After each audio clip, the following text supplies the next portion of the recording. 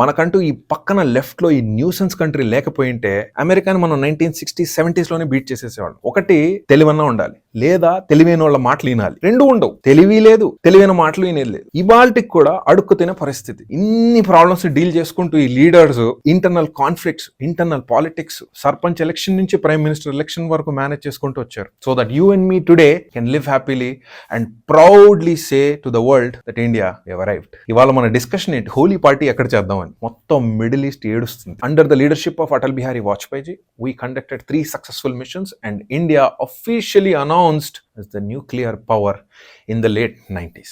In spite of having one enemy to the left, one enemy to the right, global sanctions, America pressure ఎంత torture గా ఉండేదంటే ప్రతి second ఇండియాలో ఏం జరుగుతుంది, పోఖరణ్లో ఒకసారి ఆల్రెడీ ఆగిపోయిన మిషన్ మళ్ళీ స్టార్ట్ చేశారా అని 3 నుంచి 4 శాటిలైట్లు కంటిన్యూస్ గా ఇండియా మీద రివాల్వ్ చేయించారు. ఆ శాటిలైట్స్ కి జూమ్ పవర్ ఎంత ఉండేదంటే మన చేతికి కట్టుకున్న వాచ్ ని కూడా టైం చెప్పేవి ఆకాశం నుంచి. ప్రపంచానికి I'm the best country in the world, we're the best peninsula of the globe. మా దగ్గర జరిగేంత ఈజీగా బిజినెస్ ట్రాన్సాక్షన్స్ జరగవు, మా దగ్గర ఉన్నంత easy friendly cops, at the same time real ఎస్టేట్లు, ఇన్వెస్ట్మెంట్స్, రిటర్న్స్, టూరిజం అన్నిటికీ మేమే hub. We're the world's biggest airports. ఇలా విభిన్న విషయాల్లో వీళ్ళంతటి వీళ్ళు చాలా బాగా మార్కెట్ చేసుకున్నారు. They are worth appreciating also. But matter of 24 hours one instability stand still కి వచ్చేసింది. దీని హిస్టరీలోకి వెళ్తే ఇది కేవలం ఒక జియో పాలిటిక్స్ కాదు, it also has a religious texture to it, more importantly oil money to it. Iran ఒక స్ట్రాటజిక్ లొకేషన్. స్ట్రైట్ ఆఫ్ హోమస్ ఏదైతే ఇరాన్ ఓన్ చేస్తుందో, వాళ్ళ టెరిటరీలోకి ఏదైతే వస్తుందో దాని వెడల్పు 21 miles. ప్రపంచానికి 20% ఆఫ్ గ్లోబల్ ఆయిల్ సప్లై చేసేదే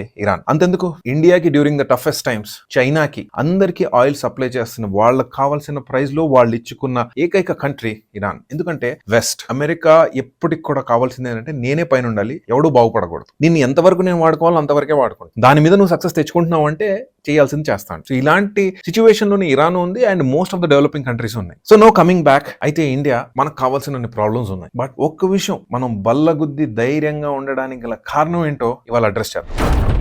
As Indians, take this moment, take a pause.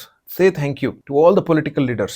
Beyond your understanding of politics and your liking towards right wing, left wing, center, whatever. ఇవాళ ఇండియా ఒక న్యూక్లియర్ పవర్. ఎవడు చేయి వేయలేని nuclear power. దానికి గల కారణం ఏంటో తెలుసా? పండిట్ జవహర్లాల్ నెహ్రూ, హోమీ బాబా. దీన్ని అర్థం చేసుకోవాలంటే మనం పార్టీషన్ టైంకి వెళ్ళాలి. పార్టీషన్ రావడానికి గల కారణం ఎన్ నెంబర్ ఆఫ్ రీజన్స్. బయట నుంచి సుభాష్ చంద్రబోస్, ఇక్కడ నుంచి Gandhian movements. At the same time British దగ్గర మన ఎంప్లాయీస్ కి, మన పోలీస్ వాళ్ళకి డబ్బులు ఇచ్చేకి, వాళ్ళ ఈ టెరిటోరియల్ బౌండరీస్ ని ప్రొటెక్ట్ చేసుకోవడానికి డబ్బులు అయిపోవడం వల్ల విభిన్న ఫ్యాక్టర్స్, పొలిటికల్ ఇన్స్టెబిలిటీస్ ఇండియాలో చూడడం వల్ల మనకు ఇండిపెండెన్స్ వచ్చింది. అక్కడి నుంచి మూవ్ అయితే 10 ఎకరాల భూమి ఉందంటే 8 ఎకరాలు నీకు, 2 ఎకరాలు నీకు అని అలా సిల్వర్ స్పూన్స్ నుంచి హై ఎండ్ వరకు పార్టిషన్ చేసి వెళ్ళారు. ఒక లైన్ వేసేసి అఖండ భారతంగా ఉన్న మన దేశాన్ని రెండిట్లో చీల్చేశారు. It's a painful story that has considered as the biggest massacre in the history of humanity. Approximately more than 1 crore people were displaced, all thanks to our British friends.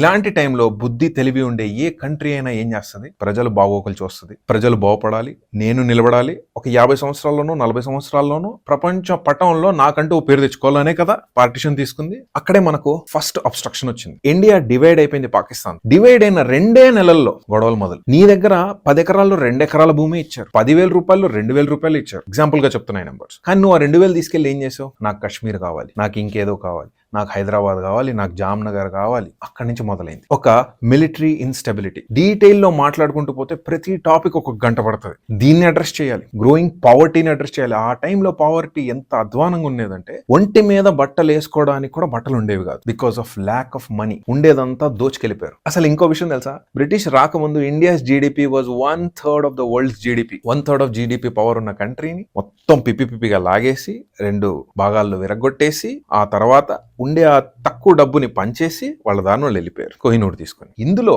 Vision less లేని ఒక neighbour, వాడిని handle చేయాలి, ఇక్కడ పెరుగుతున్న పావర్టీని handle చేయాలి, unemployment ని handle చేయాలి, 1,000,000 మంది ట్రాన్స్ఫర్ అయ్యి వచ్చారు కదా అటు నుంచి ఇటు, వీళ్ళని హ్యాండిల్ చేయాలి. ఇలాంటి సిచ్యువేషన్స్ లో ఇండియాని న్యూక్లియర్ పవర్ గా చేద్దాం అని ఒక థాట్ వచ్చింది చూసారా, అక్కడ పెట్టాలా ఎద్దండం. That was the beginning of India step to become nuclear power. అయితే హోమీ బాబా అప్పుడు ఇండియా నుంచి బయట ఉండేవాడు. ఆయన్ని పండిట్ జవహర్లాల్ నెహ్రూ రిక్వెస్ట్ మీద ఇండియాకి తీసుకొచ్చి ఆయనకి మిషన్ అప్పగించి దేశం కోసం నువ్వు ఈ పని చేయాలని ప్రోత్సహించి ఉండే తక్కువ డబ్బుల్లో కొన్ని డబ్బులు దీనికి అలాట్ చేసి ఆయన బై డిఫాల్ట్ చాలా పేసీ పర్సన్, స్టార్ట్ చేసామా ఫినిష్ అయిపోవాలి, ఒకసారి షూటింగ్ మొదలు పెట్టామా ఈ వీడియో మీ దగ్గర రావాలి అని ఏదైతే ఇంటెంట్ తో నేను వీడియోస్ చేస్తానో ఆయన కూడా అలా ఉండేవాళ్ళు. స్టార్ట్ చేసాము, ఇప్పుడు న్యూక్లియర్ పవర్ అయిపోవాల్సిందే. ఒకే ఒక్క చేసిన తప్పు ఏంటంటే అనౌన్స్ చేశారు. ఇన్ఫాక్ట్ టుడే ఇరాన్ సిచ్యువేషన్ కూడా ఇదే, అనౌన్స్ చేసిన తర్వాత, అనౌన్స్ చేసిన చాలా కొద్ది టైంలోనే ఇండియా న్యూక్లియర్ పవర్ వైపు వెళ్తుండగానే కొన్ని అన్ఎక్స్ప్లెయినబుల్ సిచ్యువేషన్స్ లో హోమీ బాబా గారి డెత్ అయింది. మిషన్ ఆగింది, బట్ ఆ డెత్ కి ఇవాళ వరకు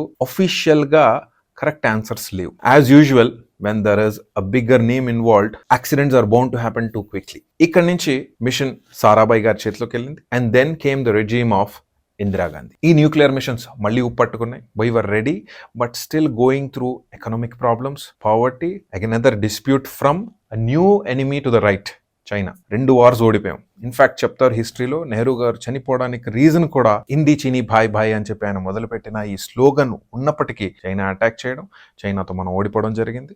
ఆయనకి ఏజ్ ఉండే, too much of stresses, Kashmir issue ఎప్పటికీ రిజాల్వ్ అవ్వలేకపోతుంది. ఇలాంటి సిచ్యువేషన్స్ లో పండిత్ గారు చనిపోయారు. Then the regime went to his daughter Indira Gandhi, started the nuclear mission. At the same time మనం చైనాతో వార్ ఓడిపోయాం. లెఫ్ట్ నుంచి పాకిస్తాన్, రైట్ నుంచి చైనా. ఇండియా దగ్గర ఇంకా instability, problems, jobs, unemployment, political instability, ఒక స్ట్రాంగ్ లీడర్ చనిపోవడం, ఒక యంగ్ లేడీ ఇందిరా గాంధీ పవర్లోకి రావడం. But she still initiated and started this mission called smiling Buddha. మనం ఇంకా ఆల్మోస్ట్ రెడీ ఉన్నామనే టైంకి ట్రీటీస్ సైన్ అయి ఉన్నాయి. ఎవరు కూడా న్యూక్లియర్ వెపన్స్ చేయకూడదు, ఎందుకంటే జపాన్ మీద న్యూక్లియర్ వెపన్ వేయడం వల్ల ఒకే రాత్రిలో 3 లక్షల మంది చనిపోయారు. ఇది పీస్ గురించి స్టార్ట్ చేసిన మిషన్ అని చెప్పి అన్ని కంట్రీస్ సైన్ చేస్తే అందులో ఇండియా సైన్ చేయలే. అయితే ఇండియా మీద close observations, very close to sanctions దాకా వచ్చాం. ఇలా కొంచెం టైం గడిచిన తర్వాత మిషన్ లో ఎంట్రీ అవుతుంది doctor APJ Abdul Kalam. Literally తల మీద శాటిలైట్స్ నడిపిస్తుండే, టైం పెట్టుకొని మరి శాటిలైట్స్ నడిపిస్తుంది. దీని మీద డీటెయిల్ ఒక సినిమా కూడా తీశారు, పోఖ్రన్ అని చెప్పి. Pokhran is a place in Rajasthan. Time ఉన్నప్పుడు చూడండి, చాలా బాగా బ్యూటిఫుల్ గా ఎక్స్ప్లెయిన్ చేశారు అందులో. Under the leadership of Atal Bihari Vajpayee,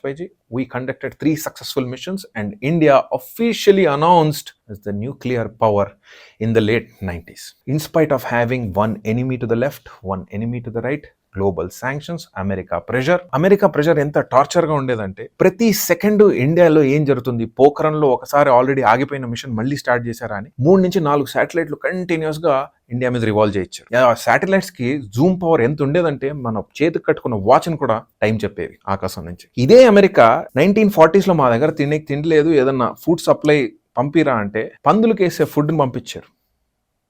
ఇదే నిజం. The friend who stood for us at that time was Russia. ఇన్ని ప్రాబ్లమ్స్ ఎందుకు తెలుసా? ఎందుకంటే ఒక కొత్తగా ఫామ్ అయిన country, backbone financially break చేసిన కంట్రీ, ఒక తెలివి తక్కువ, బుర్ర లేని, విజన్ లేని, పనికి మాలిన ఫామ్ చేసిన ఒక కంట్రీ పాకిస్తాన్ లెఫ్ట్ లో కంటిన్యూస్ గా మన పని మనం చేసుకోకుండా ఎంతసేపు ఇండియా ఏం చేస్తుంది, ఇండియాలో ఏం గొడవ చేయాలి, ఇండియాని ఎలా కిందికి రావాలి, నువ్వు కిందికి పోయా మమ్మల్ని ఆపా. ఇన్ని ప్రాబ్లమ్స్ డీల్ చేసుకుంటూ ఈ leaders internal conflicts, internal politics, sarpanch election నుంచి ప్రైమ్ మినిస్టర్ ఎలక్షన్ వరకు మేనేజ్ చేసుకుంటూ వచ్చారు. So that you and me today can live happily and proudly say to the world that India have arrived. ఇవాళ మన discussion ఏంటి, Holi party ఎక్కడ చేద్దామని. మొత్తం మిడిల్ ఈస్ట్ ఏడుస్తుంది. మీరు ఎవరినన్నా ఇష్టపడండి, that could be BJP, Congress or anybody. ఈ స్టోరీలో మీరు నేర్చుకోవాల్సింది ఏంటంటే, started by Congress, declared by BJP. Collectively అందరం పనిచేసింది ఇండియా కోసం. మనకంటూ ఈ పక్కన లెఫ్ట్ లో ఈ న్యూసెన్స్ కంట్రీ లేకపోయింటే అమెరికాని మనం 1960s 70s లోనే బీట్ చేసేసేవాళ్ళం. ఒకటి తెలివన్నా ఉండాలి, లేదా తెలివైన వాళ్ళ మాటలు వినాలి. 2 ఉండవు. తెలివి లేదు,